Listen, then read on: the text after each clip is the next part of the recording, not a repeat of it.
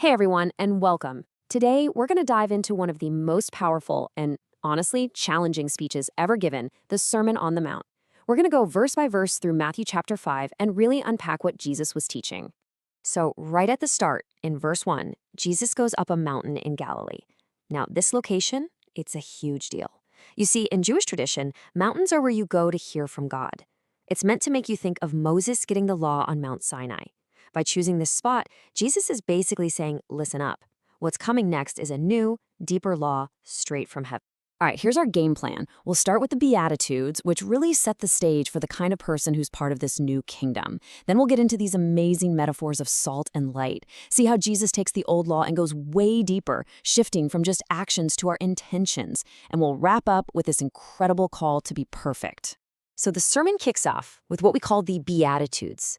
This is a series of 8 blessings that just completely flip the world's values on their head. And these aren't just, nice little sayings. They are powerful declarations that define the very character of the people who belong in God's kingdom. It all starts in verse 3 with blessed are the poor in spirit. Now, this has nothing to do with being financially poor. Being poor in spirit is all about humility. It's about recognizing that spiritually speaking, we are completely dependent on God for everything.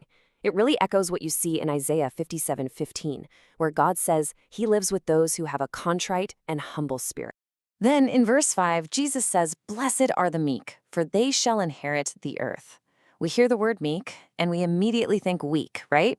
But that's not it at all. The real meaning is strength that's under control. It's about someone who is slow to anger, a person who has their temper on a leash. It's a direct callback to Psalm 37:11. And it just keeps going. Jesus blesses those who mourn their own shortcomings, those who are desperate for righteousness, the merciful, the pure in heart, the peacemakers, and even the people who are persecuted for doing the right thing. A really clear pattern starts to emerge, doesn't it? God's blessings are poured out on the very people the world tends to ignore or even look down on. Okay, so after Jesus lays out the character of his followers in the Beatitudes, he immediately pivots to their function. He uses these 2 brilliant metaphors, salt and light, to explain how that inner character is supposed to impact the world. This is where who you are becomes what you do. In verse 13, Jesus says something really profound. Notice, he doesn't say you should try to be salt. He says you are the salt of the earth. It's a statement of identity. But it comes with a serious warning. What on earth is the point of salt if it's not salty?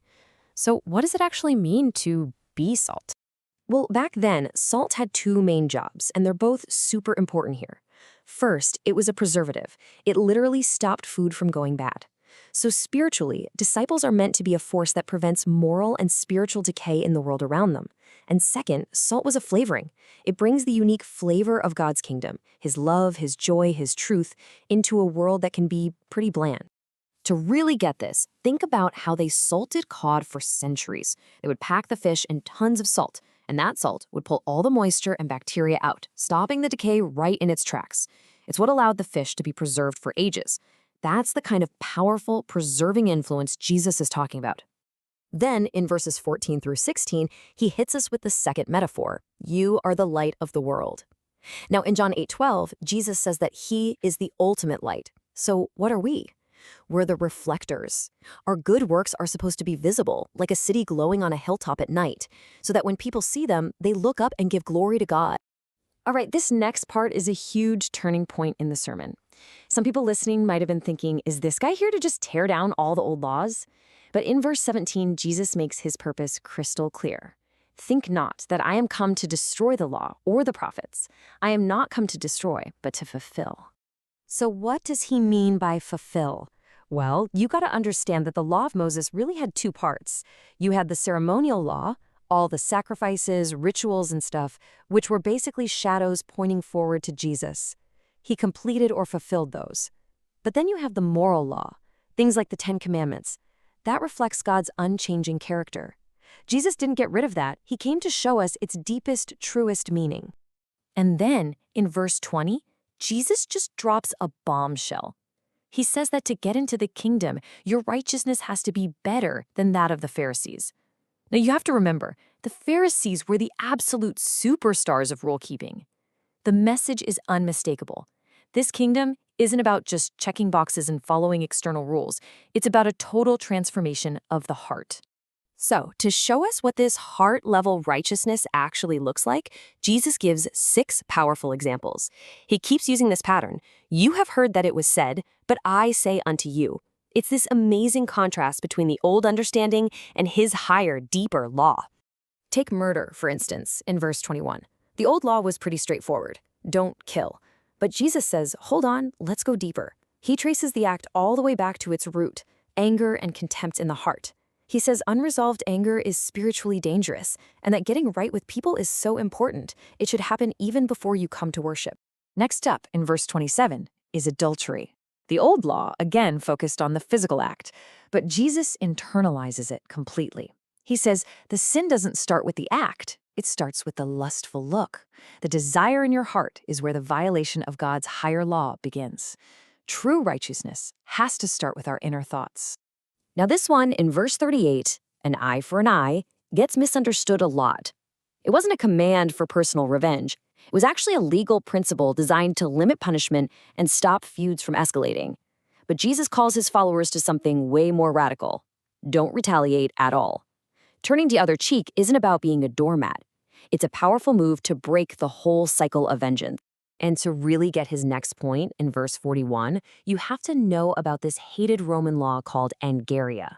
It let a Roman soldier force a civilian to carry his heavy gear for 1 Roman mile. It was a constant, humiliating reminder of their oppression. So when Jesus tells them to volunteer to go a 2nd mile, he's turning an act of humiliation into a shocking, powerful act of grace. Finally, in verse 43, he takes on this common teaching, love thy neighbor and hate thine enemy. Now, what's really important here is that hate thine enemy is not actually in the Old Testament law. It was a tradition that had grown up around it. Jesus corrects it with this revolutionary command to love your enemies. And why? So we can be like our Father in heaven who shows grace to everyone, sending rain on the good and the evil alike. And all of this, every single one of these examples, it's all building to one final, and maybe the most challenging, command in the whole chapter. It's the ultimate summary of this higher way of living. The chapter wraps up in verse 48 with a command that can feel, well, impossible. Be ye therefore perfect. I mean, seriously, how is anyone supposed to do that? Our first reaction is probably to just throw up our hands. It feels like an impossibly high standard. But what if perfect doesn't mean what we think it means? This quote totally reframes it. It's not about instantaneous flawlessness. It's about a lifelong process, a journey of being taught by proper degrees. The call isn't to be flawless by tomorrow morning. It's an invitation to start on the path of becoming whole, mature, and complete, just like our Father in heaven is. And that really leaves us with a final thought. What's one small step you can take on that journey today?